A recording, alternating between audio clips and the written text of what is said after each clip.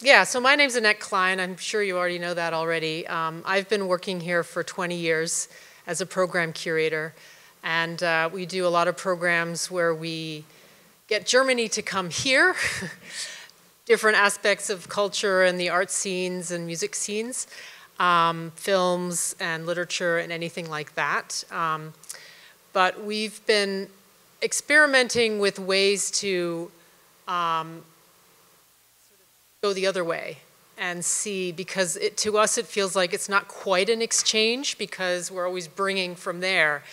And Germany turns out to be a country that really values the arts very highly and puts a lot of funding into the arts and really creates a lot of spaces for artists to work very creatively and to just have the freedom to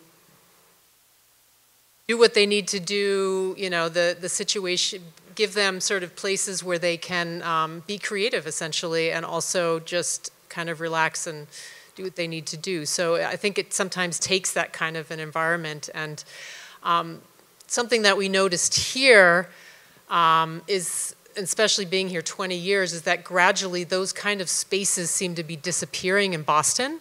When I first got back here, I grew up here, but got back from Germany because I spent 12 years there. There were actually quite a few spaces like that. I remember going to Chinatown, Fort Point, and there were some really great spaces where people were just doing the craziest stuff. And that was kind of part of the cultural scene here, and that seems to have disappeared for the most part. Of course, it happens in the universities or, you know, sort of these designated places, but it's hard to find. And so that inspired us to start to think about how we could use this space to be that kind of a place where artists can come and use this space and really kind of try something new and have the space where, you know, the expectation is that they're trying something out rather than a finished product and a gallery and an exhibition or a finished concert, which we do as well, of course. But the Studio 170 was born out of that idea, is to create that kind of a space that we know so well from Germany, where you just have that freedom and not the expectation to come with something finished. So that's been going since 2019 was the call went out, and we had our first artists here in 2020, which, as you all know, was not an easy year. So the musicians that we had lined up had to kind of go into, you know, let's make a video and see what we can do with that. The one artist we did have was able to actually do an exhibition or an installation where we had the reception outside in the garden, and people could individually come through and with a mask on and sort of do it. So, and we've been running it since then. The call goes out in the fall, and we have a jury that is new every year, and they make a choice of finalists, and then we go and figure out which ones are really going to work in the space, make sense in the space, and are really trying to do something new. Yeah, so that's kind of the Studio 170, and as a addition to that, we were really dreaming about being able to give artists here an opportunity to go to Germany. And we were able to do that last fall for the first time, and that's where Kaya and Heather got the opportunity to go. And we hope to continue that annually, to put out a call. And the idea is really to do the same kind of experimental atmosphere or approach and have artists, but they get to go to Germany and do something there.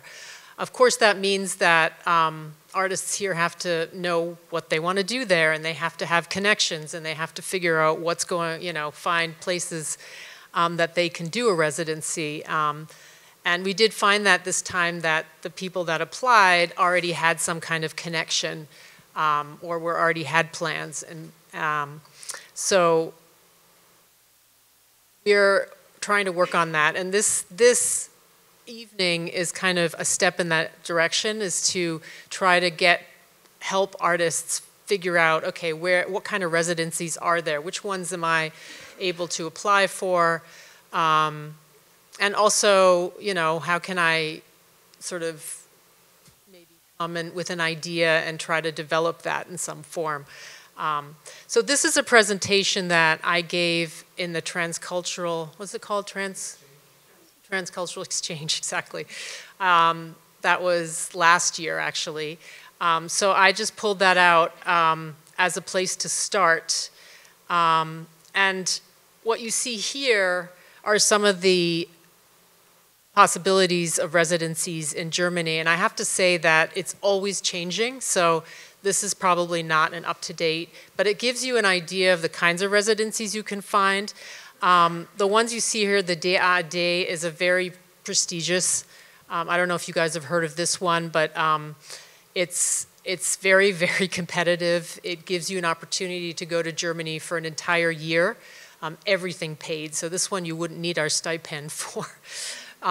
It tends to have people who are really kind of full in their career, who have really already kind of built it and they're already showing and, you know, well-known spaces and things. It tends to, those are the kinds of people that they tend to take. So this is something for most artists later in their career, for this opportunity to go to the DAAD. It's a fantastic, the Academy Schloss Solitude is a wonderful residency in Stuttgart, in the southern Germany. It's also extremely prestigious and definitely worth looking into. It's also, well, it's kind of a mixture. I've heard artists who went there fairly early in their career and were able to make a lot of connections because you go there and live there full time. There's a cafeteria, you know, there's a dining hall.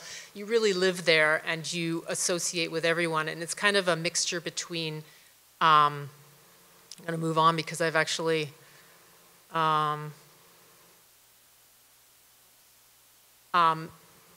It's a mixture of artists and also scientists, so it's kind of an interesting mix of people and a really great opportunity kind of. And they have a lot of different kinds of programs. As you can see, there's sort of a visual arts, digital, text, I mean, it just goes into a lot of different things and then into the scientific realm. So it's worth going to their website. And I can send you, if you're interested, you can leave your email here, and I'm happy to send you this because the links are all in here. And you should, as you can see, the travel expenses, the stipend. So I'm starting from like the top level and going down at this point. But it's worth going and looking. And the Pakt Zollverein is a really interesting one, as it's quite open to any kind of artistic endeavor. There's a lot of dancers, for example, who go, theater. It can be a combination of music and anything. It's really kind of very multimedia often. And it's worth going on that website too and just seeing the kinds of people that are going there, but it's also international and definitely worth looking at. Also what? The deadline is this week, yeah. Yeah. But it, you know, they keep coming back, so you can keep going. But it's a fantastic, it's an old factory, Gelände, I don't know, it's like a whole landscape. It was a huge, huge, huge industrial complex, which there are many in particularly the western part of Germany. And they're often now being, because they're not in use anymore, they're being converted into these artists' residencies or museums or just kind of festivals. And this is one of those. Actually with Jörg, I saw you there. We had a seminar there and we were able to explore this, and there are residency housing, there's huge galleries, there's halls where you can do performances, a lot of exhibition space, there are cafes, there's a lot of outdoor space where you can explore. And they were interesting when they were there, they were telling us that since this has happened, nature has come back, and it has a lot of really interesting, because it's kind of starting to grow as well, all these places. So these are fascinating places, and there's a couple of them in that area. So it's also something to look at They're also very well organized. And so I was just, and after that, there are, I'd say, hundreds of residencies in Germany. Every state of Germany has quite a few of them. And there are some websites that you can go to and you can just explore. And so I can't show you all of them here. The reason we came up with the stipend is because many of them do not pay for your travel to get there. And sometimes they don't pay for your housing either, but they give you a space, a place to live, a studio, and all those things. So once you get there, you're good. So that's why we decided that we wanted to help artists get there so that they could take advantage of some of these residencies. And I've just listed a couple that are in Berlin that are really interesting to look at as well. This is just sort of the tip of the iceberg, and obviously Heather, you know, she was at other ones, and you probably found out about others while you were there, but it goes on and on. So, and so this PowerPoint gives you a bunch of links. Also, the Goethe-Institut has started collecting some residencies as well, so you can see that there's some links at the Goethe-Institut. Some of them are for theater, some of them are more for dance, some of them are more for the visual arts. So it's, whatever you do, you're bound to find something there. And I think it will take a little bit of research, but so here's an example. This is actually the overall overview, but this is, for example, here, one that's, I don't even know what part of Germany this is. Do you know Bad Ems? Mainz. I think it's in the middle of Germany. So around Frankfurt in that area. You know, there's a wonderful Schloss, which is a castle, and they've made that into a residency. So this is, and you can see if you go into the details, it's very small.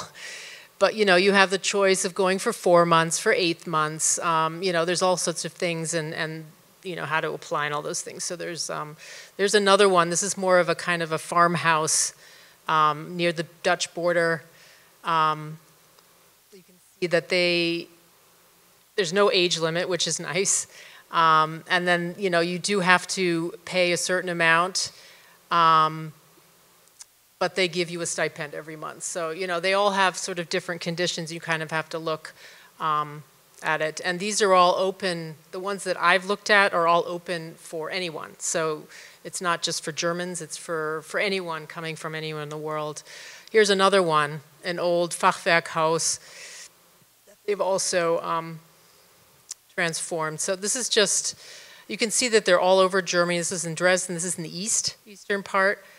So, and I'm not going to go into most of these, but here are a couple more links, also of places to look for possibilities for more funding to get there.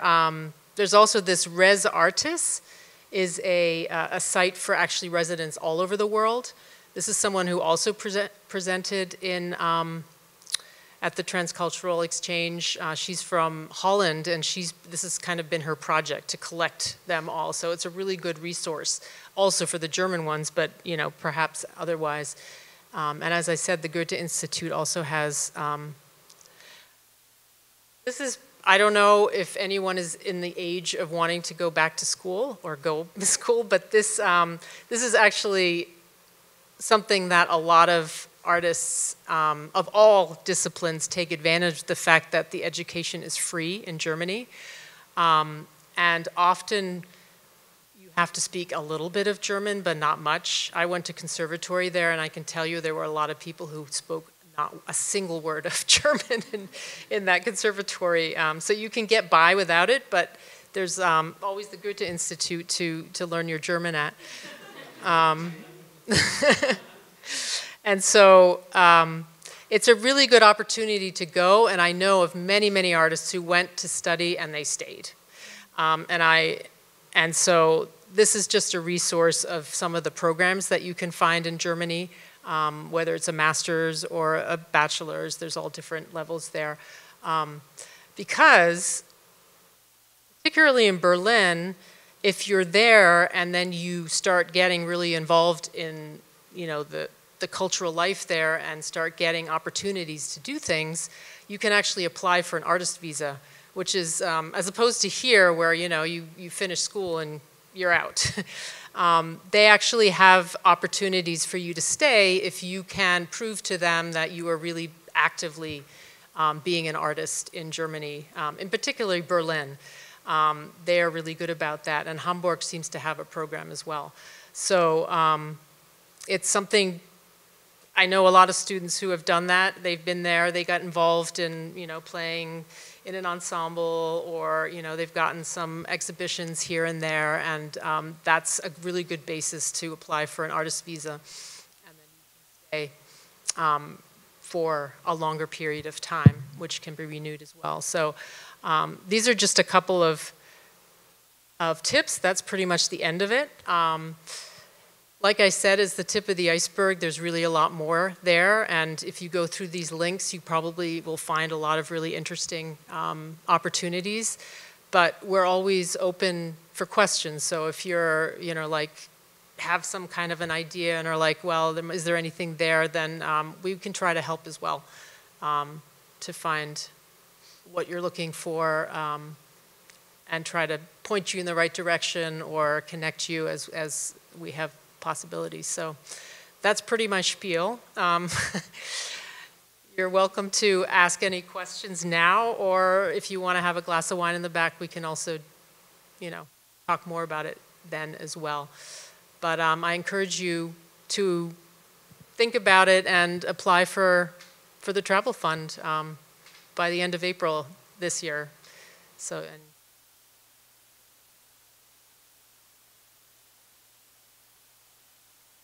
the decision will be pretty quick after that, depending on how many applications we get. But I think we can, the turnaround's pretty quick as well.